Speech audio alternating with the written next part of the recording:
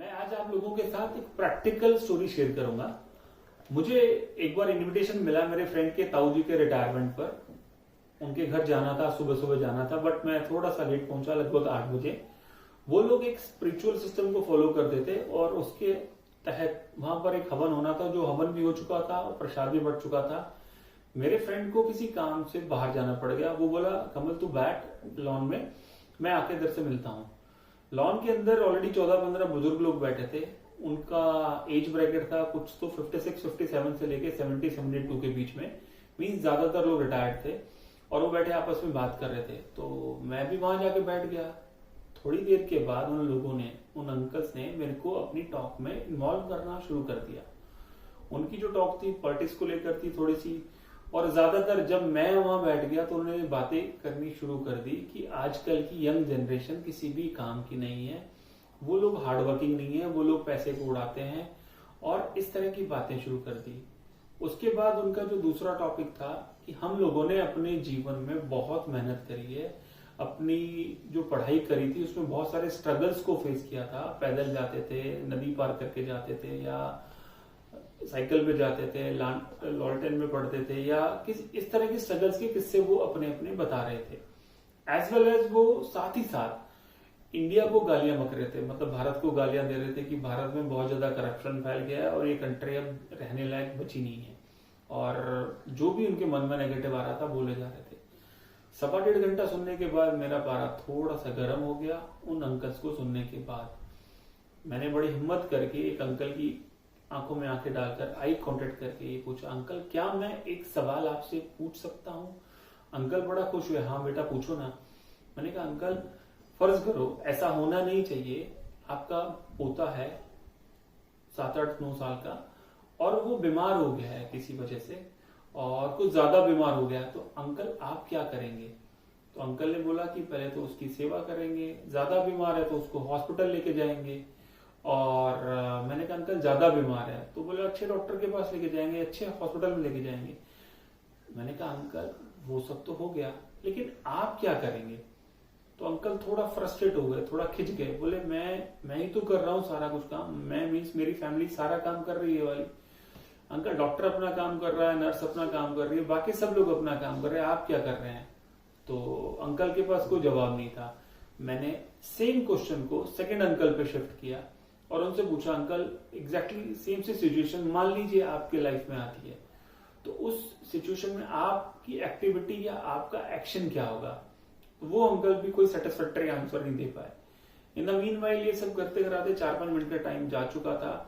जो तीसरे अंकल हैं, एक अंकल लगातार मेरे को घूर रहे थे, उनको समझ में आ गया था कि मैं क्या पूछना चाह रहा हूं और क्या उत्तर चाह रहा हूं।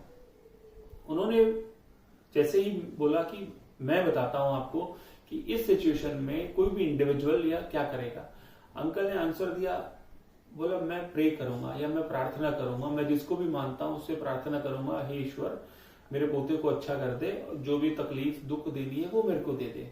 मैंने कहा, अंकल बिल्कुल राइट कहा आपने, बिल्कुल सही आंसर है आपका। बिकॉज सब लोग अपना काम कर रहे हैं, डॉक्टर अपना काम कर रहा है, नर्स अपना काम कर रही है, हमारे हाथ में क्या है? जब भी हम दुखी होते हैं, परेशान होते हैं, या कोई ऐसी सिचुएशन आती है जिसको हम हैंडल नहीं कर पा रहे होते हैं, तो हम प्रार्थना करते हैं, भगवान को याद करते हैं। आपने बिल्कुल सही उत्तर दिया, सब लोग आई थिंक ऐसे ही करते हैं।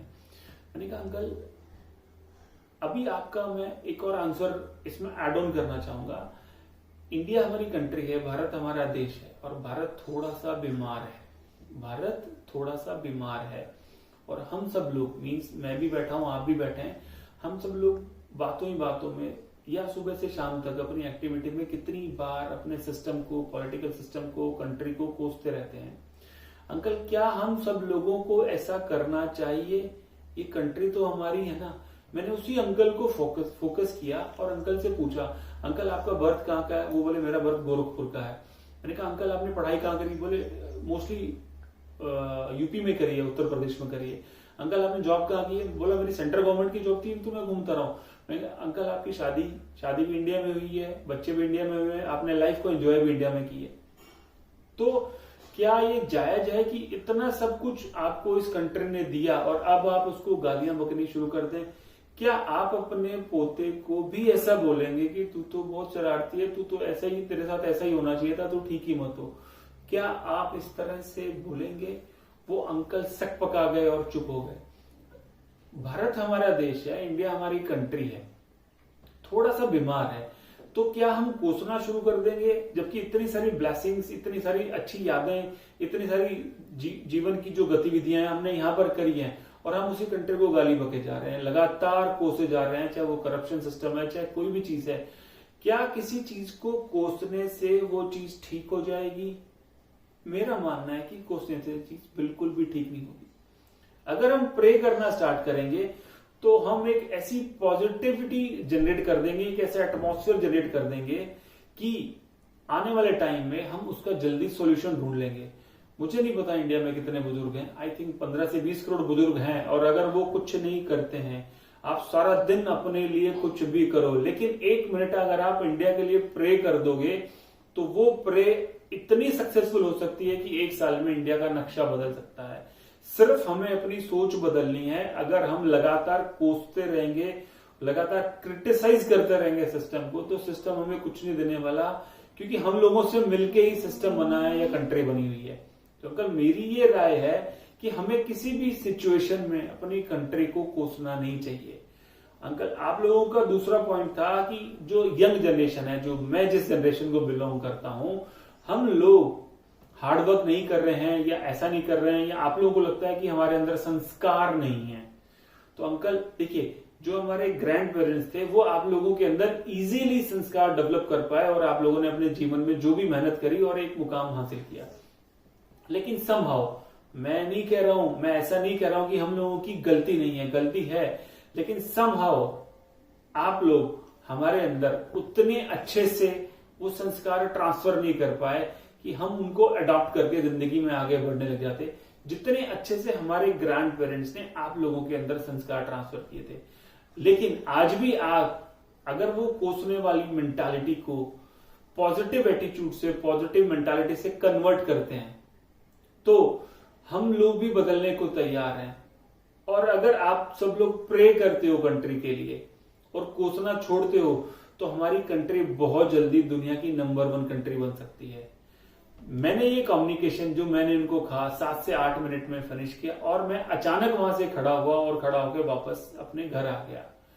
मेरे पास बाद में फोन आया मेरे फ्रेंड का, बोले वो बुढ़े अंकल लोग कमल तेरे बारे में पूछ रहे थे कि वो लड़का कौन है, कहां से आया था, उसको बुलाओ, उससे दोबारा बात करनी है। तो खैर मैं तो वहां गया नहीं दोबारा, बट मुझे ऐसा लगता है कि हमें कभी भी क्रिटिसाइज नहीं करना चाहिए किसी भी सिचुएशन को, या अपनी कंट्री को, या सिस्टम को। अगर हम ऐसा करते हैं तो हम अपने अंदर ही दुनिया भर की नेगेटिविटी स्टोर करे जा रहे हैं, और वो नेगेटिविटी हमें रोकती है आगे बढ़ने से। आई थिंक मैं मेरा मैसेज क्लियर कर पाया हूंगा। Thank you for watching this video. Thank you.